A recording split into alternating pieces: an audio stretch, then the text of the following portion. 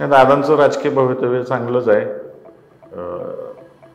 पवार साहेबांनी ते ओळखलं होतं की कोणामुळं राष्ट्रवादीत बिघाडी झाली सगळी. दादा अजूनही भारतीय जनता पार्टीत आहेत. त्यांचं फडणवीस साहेबांवर प्रेम आहे. जवळजवळ 250च्या आसपास मी 5 वर्षात उपक्रम राबवले, परंतु त्याची कुठेही मोजमाप झालं नाही, दखल घेतली. 10 वर्षामध्ये लोकांनी जर आम्ही लोकांच्यात राहिलो नसतो, लोकांचे ठेवी माघारी दिल्या नसत्या तर उद्रेक झाला असता. तेव्हा मोदी किंवा मल्ल्या झालो नाही, त्यामध्ये वळून जायचं किंवा लोकांच्यापासून दूर जायचं ही प्रयत्न केले. ज्याने मदत केली, मागं पवारसाहेब होते, पवारसाहेबांनी मदत केली. वसुंधरा असताना, विलासराव साहेब असताना सगळ्यांनी मदत केली. आणि त्यात लाज वाटून काय घ्यायचं? ज्यांना मदत केली त्याचं नाव घेतलं पाहिजे. भारतीय जनता पार्टी आणि समोरचे जे उमेदवार आहेत त्यांची गिमिक आहे की जेवढं वातावरण दूषित करता येईल तेवढं करण्याचा प्रयत्न करता येईल. मग आता लीड काय असेल त्यांचं आमच्या तालुक्यातून? मी आज सांगणार. पण मोहिते पाटलांचं राज्यात कुणीतरी हवं ना सत्ता आल्यानंतर? नसलं तरी कामं होणार आहेत ना आमची.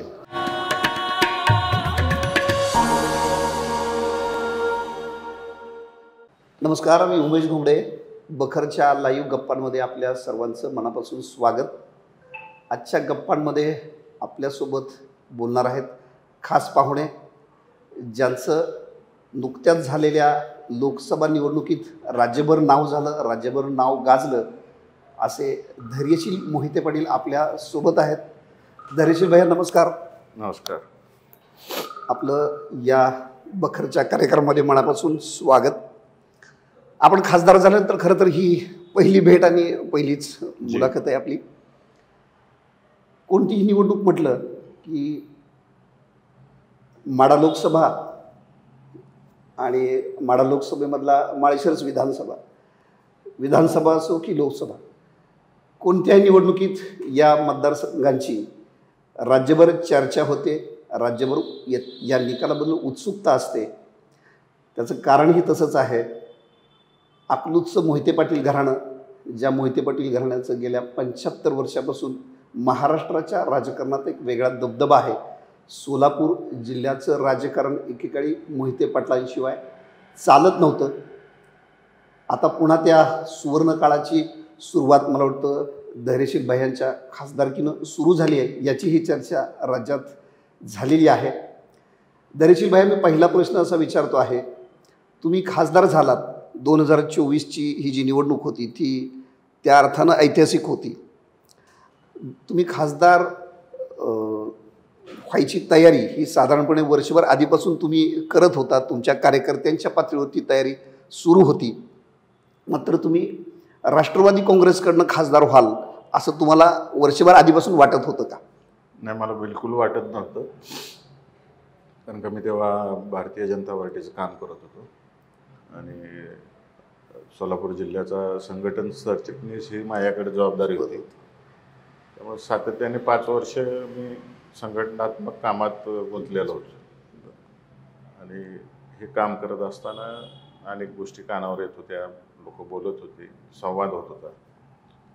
त्यामुळे कधी वाटलं नाही की मी राष्ट्रवादीतून खासदार होईन.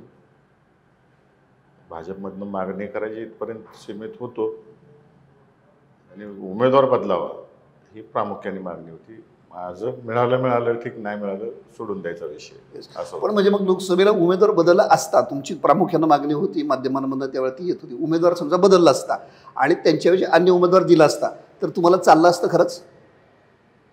पक्षाचा आदेश आम्हाला ऐकावा लागला असता. परंतु काय झालं, जसं मी फिरायला सुरुवात केली, लोकांशी जेव्हा संवाद साधत होतो, पक्षाच्या कामानिमित्त जात होतो, आणि जेव्हा मी इच्छा व्यक्त केली, गेल्या वर्षी दिवाळी पाडव्याला मी इच्छा व्यक्त केली, मी इच्छुक आहे, मी त्या इच्छुक उमेदवारांपैकी एक असेल.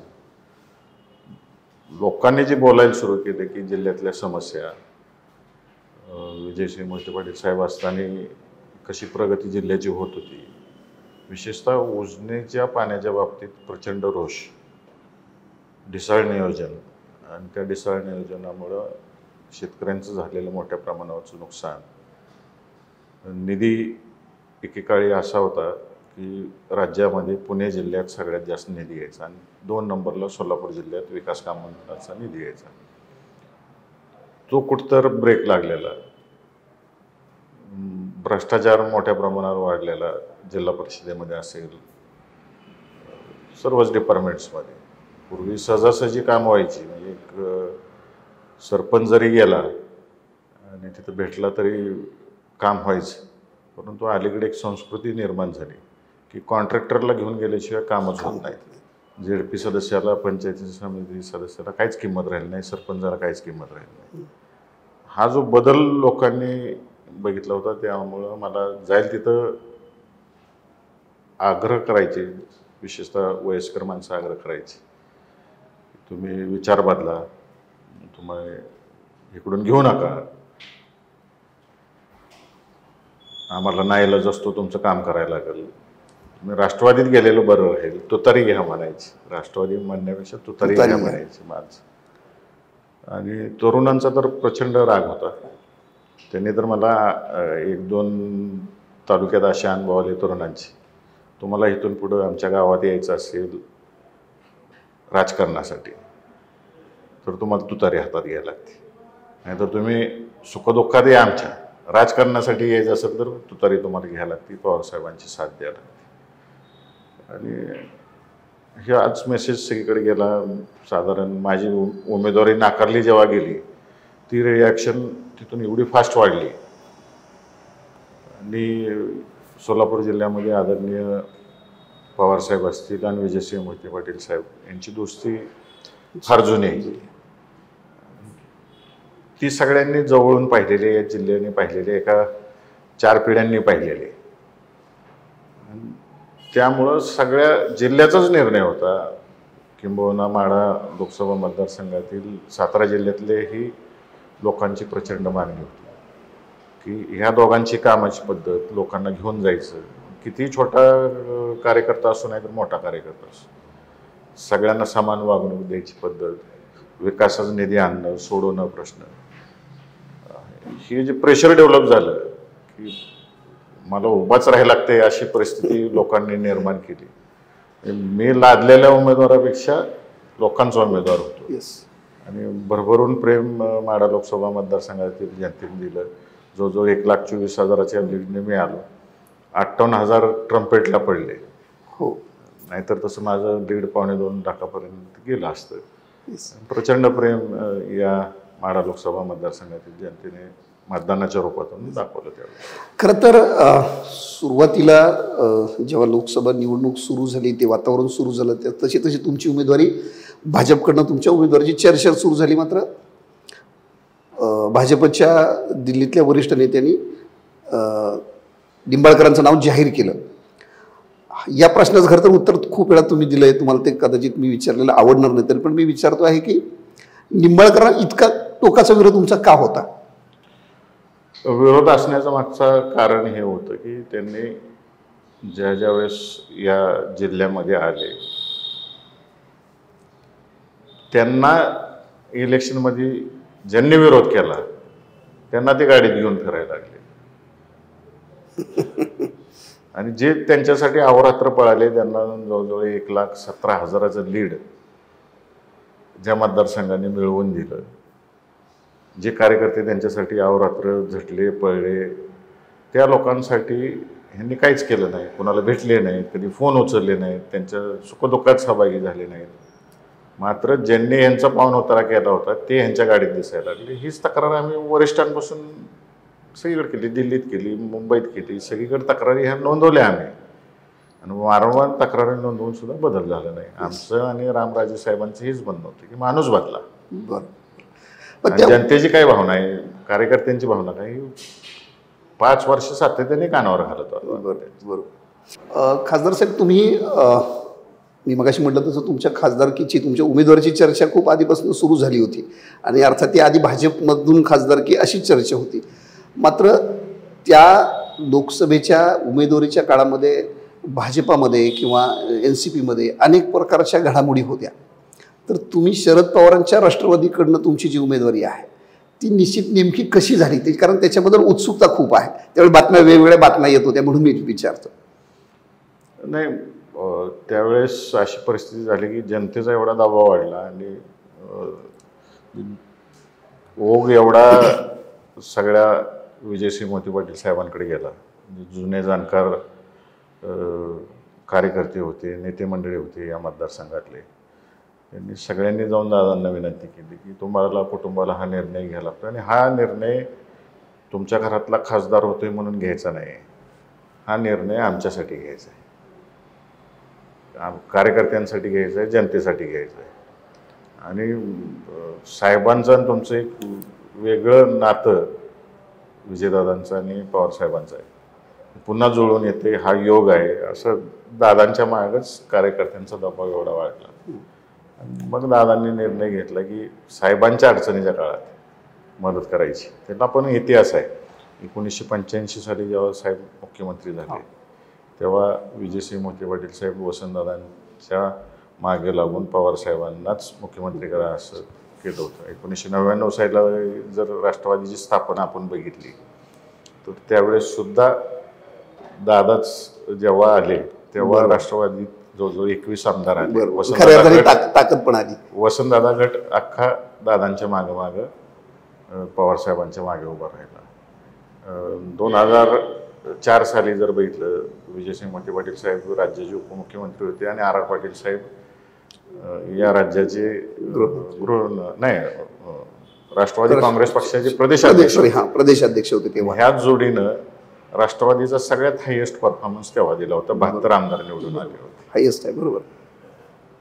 आणि ज्या ज्यावेळेस संकट आहे त्यावेळेस विजयसिंह मोहिते पाटील साहेब हे पवारसाहेबांच्या मागे उभा राहिले. ती प्रामाणिक इच्छा या सोलापूर जिल्ह्यातील आणि माढा लोकसभा मतदारसंघातील जनतेची होती. आमच्या कुटुंबाने कायम निर्णय घेताना कार्यकर्ता हा फर्स्ट प्रेफरन्स ठेवला. आम्ही कार्यकर्त्यांवर कधी निर्णय लादले नाही. महिनाभर सगळ्यांबरोबर बैठका, छोट्या कार्यकर्त्यांपासून मोठ्यांबरोबर सगळ्यांशी चर्चा केल्यानंतरच, सगळ्यांना विश्वासात घेतल्यानंतरच मग कोणते निर्णय घ्यायचे ते फायनल केलेलं आहे. आणि ती पूर्वीपासून आजोबांपासून पद्धत राहिलेली ती आजही आम्ही सातत्याने ती पुढे चालू ठेवली. लोकांशी बोलून मगच निर्णय घ्यायचा. लादलं की मग ते उद्या कार्यकर्ते आमच्या मागे राहायचे नाही. तुमच्या निवडणुकीच्या संदर्भाने एक प्रश्न आहे, तो विचारून मग आपण पुढे जाऊया. तुम्ही राष्ट्रवादी काँग्रेसकडनं उमेदवारी घ्यायचा निर्णय घेतला आणि त्याप्रमाणे तुम्ही म्हटलं तसं कार्यकर्त्याशी बोलूनच तिथंच तो जाहीरपणे तुम्ही विचारलेलं होतं, ते सगळ्या महाराष्ट्रात तेव्हा पाहिलं.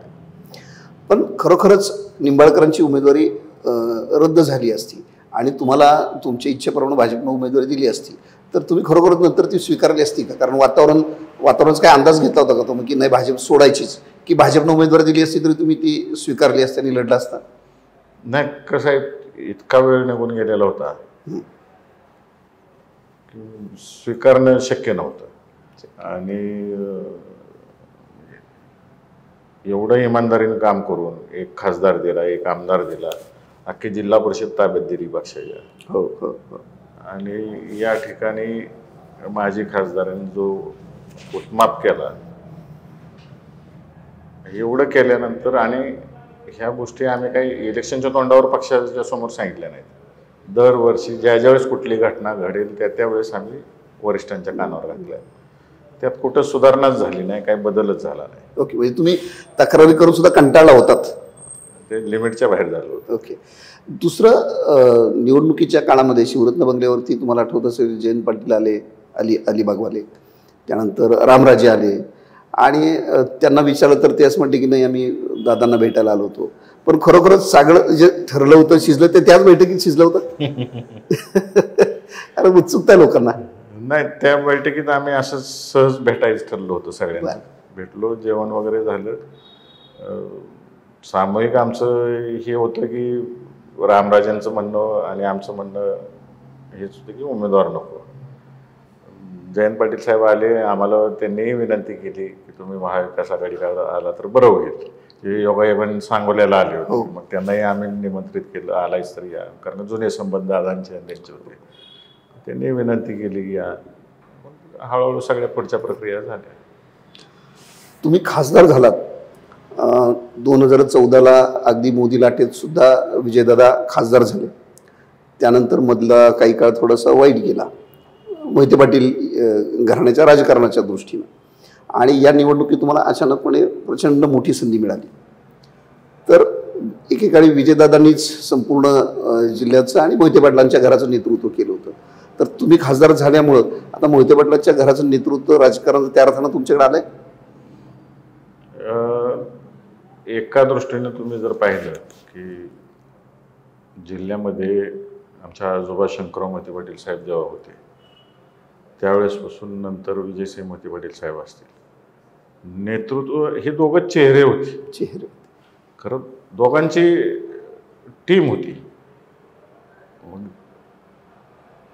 परिचारक साहेब असतील, गणपतराव देशमुख साहेब असतील, ॲक्च्युली ह्या दोघांचं प्लॅनिंग असायचं जिल्ह्याच्या सहकार क्षेत्रात, समाजकारणात, राजकारणात, आणि दादांच्या माध्यमातून ते राबवलं जायचं.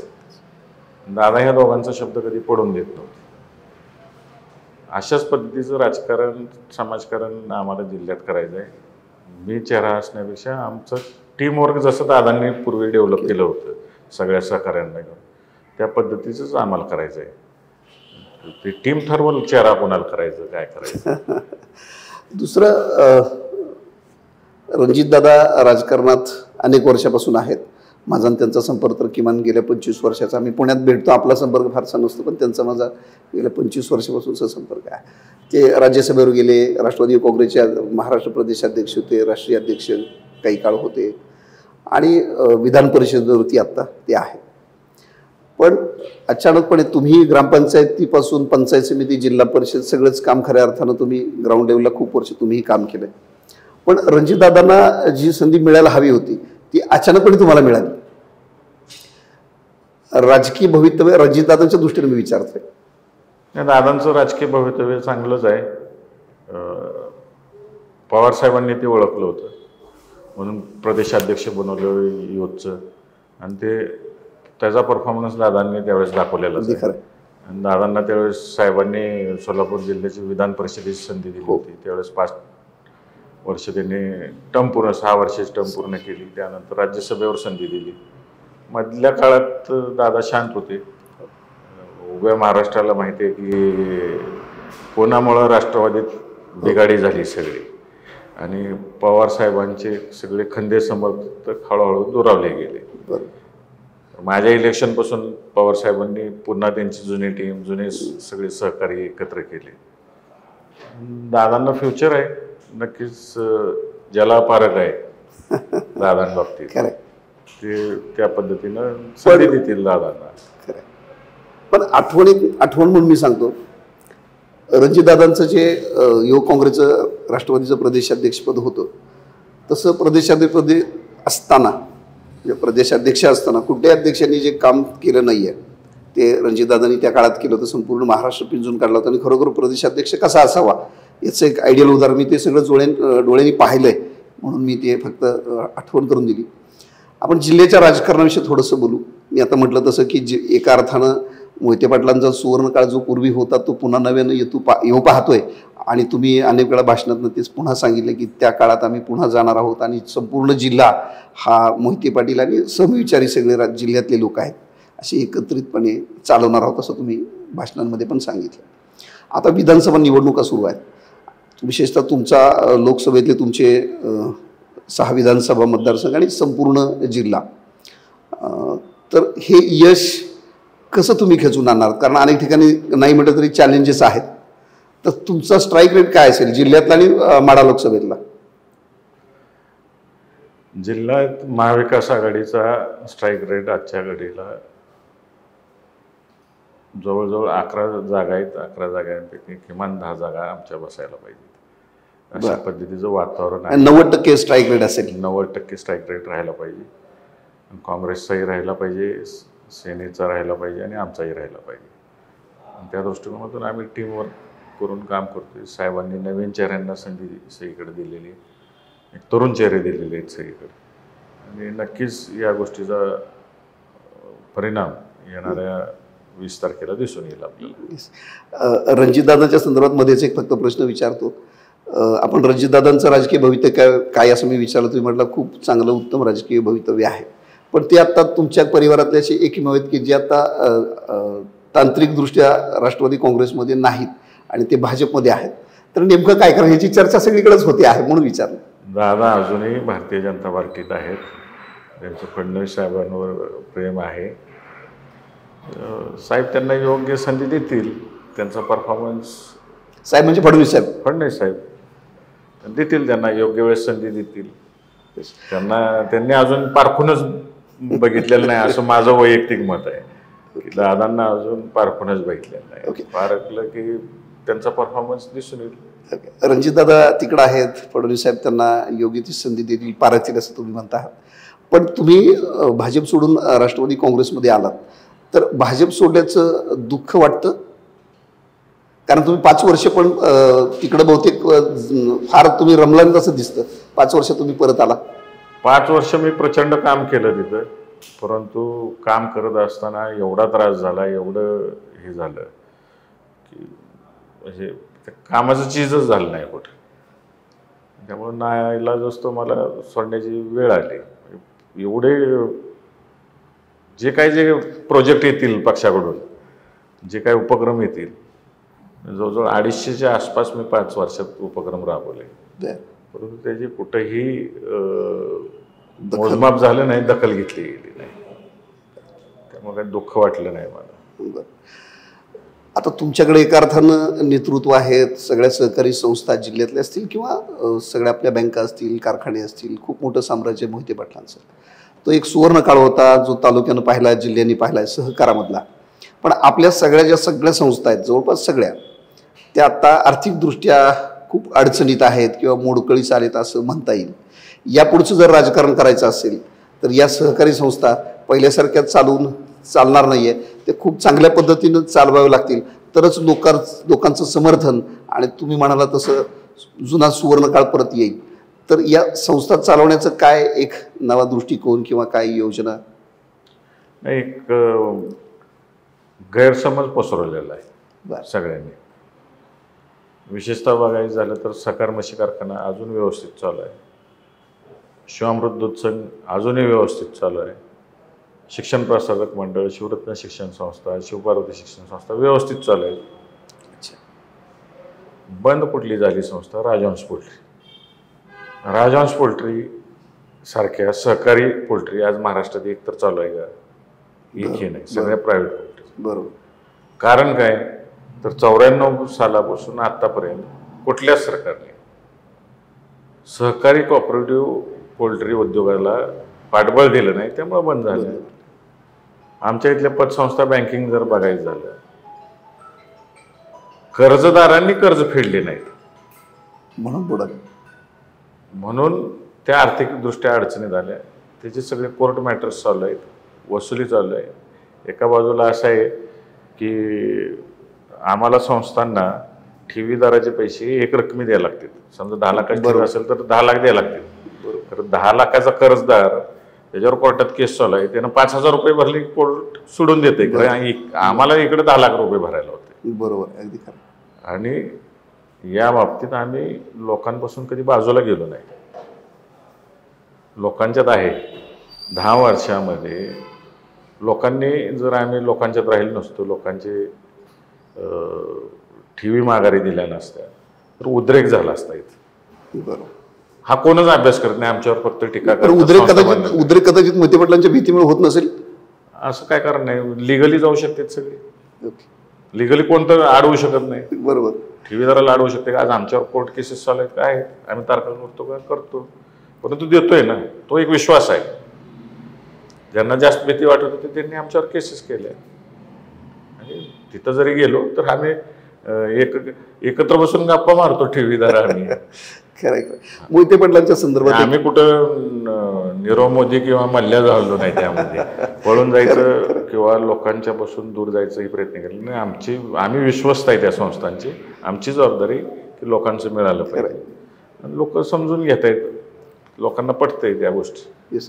खासदार साहेब, मोहिते पाटलांच्या संदर्भाने एक नेहमी आक्षेप घेतला जातो, विशेषतः गेल्या 5 वर्षामध्ये अमित शहा असतील किंवा देवेंद्र फडणवीस असतील, एकूण भाजपमधल्या म्हणजे केंद्र सरकारनं किंवा राज्य सरकारनं मोहिते पाटलांना प्रचंड मदत केली. विशेषतः आर्थिक पातळीवरती सहकारी संस्थांना मदत केली. तरीसुद्धा मोहिते पाटलांनी त्याची जाण न ठेवता ते पुन्हा शरद पवारांकडे गेले, असा तुमच्याबद्दलचा मोहिते पाटील म्हणून आक्षेप आहे. तुमचं काय उत्तर आहे त्याला?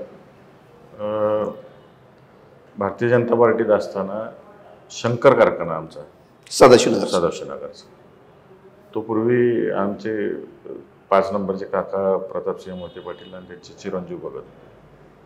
तर त्यात मला खोलात जायचं नाही. तो 3 वर्ष बंद होता कारखाना. आणि सभासदांनी जेव्हा सांगितलं की तुम्ही लक्ष घाला, तेव्हा मग रणजितदादांनी इलेक्शन लावलं त्याचं. नाहीतर तो लिलावात निघाला असता कारखाना, राज्य बँकेने लिलावात काढला असता. म्हणजे अशी परिस्थिती होती की 1 रुपया बॅलन्स नसताना तो कारखाना सुरू केला. स्वतःच्या हिमतीवर रणजितदादांनी सुरू केला. जवळजवळ 4 वर्ष मंत्रालयात हेलपाटे मारले. हेलपाटे मारताना अगदी त्या शिपाईच्या खुर्चीच्या शेजारी, स्टुला शेजारी बसून त्यांनी फायली कंप्लीट केलेल्या आहेत आणि मंजूर करून आणलेला आहे.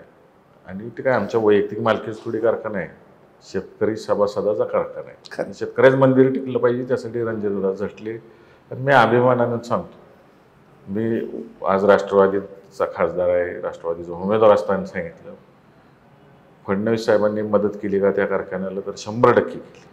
आमची तेवढी एकमेवच मोठी संस्था की अडचण होती. बाकीच्या कुठल्या संस्थेला आम्ही मदत घेतलेलीच नाही आहे. व्यवस्थित चालू आहे तर मदत घ्यायचा विषयच नाही.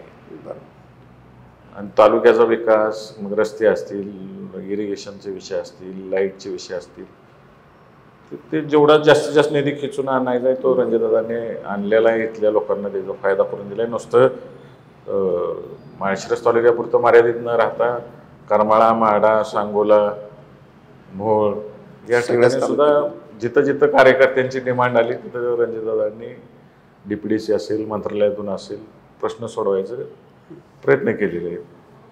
आणि जनतेत राहिलेले आहेत कायम. त्यामुळं ज्याने मदत केली, मागं पवारसाहेब होते, पवारसाहेबांनी मदत केली, वसंतदादा असताना, विलासराव साहेब असताना सगळ्यांनी मदत केली. आणि त्यात लाज वाटून काय घ्यायचं, ज्यांना मदत केली त्याचं नाव घेतलं पाहिजे, नाकारायचं काय कारण. खरंय. निवडणूक सुरू आहे. निवडणुकीचा फक्त एक प्रश्न मगाचा अर्धवट आहे. तुम्ही जिल्ह्यातलं 90% स्ट्राईक रेट असेल असं सांगितलं, पण तुमच्या लोकसभेतला स्ट्राईक रेट काय असेल? विधानसभेचा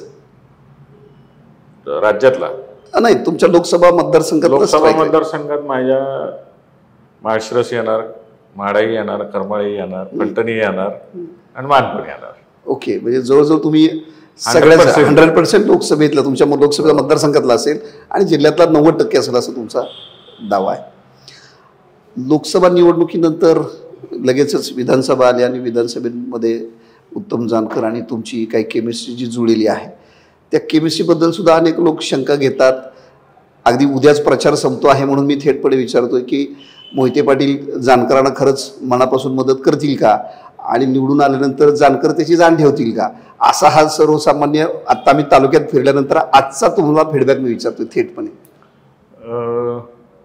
हे काय, हे भारतीय जनता पार्टी आणि समोरचे जे उमेदवार आहेत यांची गिमिक आहे की जेवढं वातावरण दूषित करता येईल तेवढं करण्याचा प्रयत्न करतायत. आणि गेले जसं इलेक्शन त्यांच्या हातून सुटायला लागले, हे दिसायला लागले, त्याचं प्रमाण त्यांनी वाढवून टाकलेलं आहे. लोकसभेला उत्तमरावांनी काय डायरेक्ट पाठिंबा दिलेला नाही. ती वर्षभर चाललेली प्रक्रिया होती. त्यांची माझी बैठक झाली, चर्चा झाली, त्यानंतर मग त्याची सुरुवात सुद्धा तुम्हीच केली असं समजलं. मग तुम्ही पुण्यामध्ये कुठल्या तरी हॉटेलमध्ये प्रायमरी भेटलात आणि मग पुढे माझी सुरुवातच फोनवरनं झाली. मी त्यांना फोन लावून सांगितलं मी इच्छुक आहे लोकसभेला, तुम्ही पण सोलापुरातनं मागा. ओके, इथनं अशी चर्चेला सुरुवात झाली. जाऊ दोघं मिळून मुंबईला, दिल्लीला, असं गमतीत आम्ही बोललो. आणि मग त्यातून जी सुरुवात झाली चर्चेला, त्यांचे कार्यकर्ते हे म्हणायला लागले आपण 50 वर्ष किती अजून भांडत बसायचे एकामेकाबरोबर. त्यामुळं वितुष्ट निर्माण होते, हे कुठंतर थांबलं पाहिजे. त्यांचे कार्यकर्ते बसले, आमचे कार्यकर्ते बसले. जवळजवळ 7-8 महिने सगळी प्रक्रिया सुरू होती. कारण का अगदी टोकाचं राजकारण असलेलं एका झटक्यात 1-2 मीटिंगमध्ये नाही जाऊ शकत नाही. खरंय, अनेक दिवस चर्चा चालल्या आणि मग ते फायनल झाले सगळ्या गोष्टी. मग आता लीड काय असेल त्यांचं आमच्या तालुक्यातून? मी आज सांगणार नाही. माझे 3 नंबरचे काका जयसे, म्हणजे त्यांना बाळा म्हणतात, ते सांगू शकतील. मी कायम आफ्टर पोल सांगितलेले फिगर्स. मी माझ्या इलेक्शनला सुद्धा सांगितलं होतं की मी माझं लीड हे 80,000 ते सव्वा लाखाच्या दरम्यान असेल तेवढंच झालं पहिलं. खरं तर प्रश्न खूप आहेत पण आपल्याकडे वेळ पण कमी आहे, त्याचा विचार करायला पाहिजे. एक शेवटचा फक्त प्रश्न आहे, तुम्ही खासदार झालात, महाविकास आघाडीला खूप पोषक वातावरणाचं सांगितलं जाते. कदाचित महाविकास आघाडी या निवडणुकीनंतर सत्तेत येण्याची शक्यता आहे असं म्हणतात. सत्तेत आल्यानंतर तुम्ही जरी खासदार असलात तर राज्यात काम करायला आवडेल, संधी मिळाली तर? नाही, वरच खुश आहे मी, तिथं समाधानी आहे. काय पण मोहिते पाटलांचं राज्यात कुणीतरी हवं ना सत्ता आल्यानंतर? नसलं तरी कामं होणार आहेत ना आमची. दादांचा शब्दच प्रमाण आहे तिथं. येस येस, त्यामुळं काही अडचण नाही आम्हाला. येस, धन्यवाद खासदार साहेब, खूप धन्यवाद. तुम्ही अगदी धावपळीतून वेळ दिला. बखर लाईव्हच्या वतीने तुमचे मनापासून आभार आणि तुमच्या पुढच्या राजकीय कारकिर्दीस मनापासून शुभेच्छा. धन्यवाद. बखर, धन्यवाद.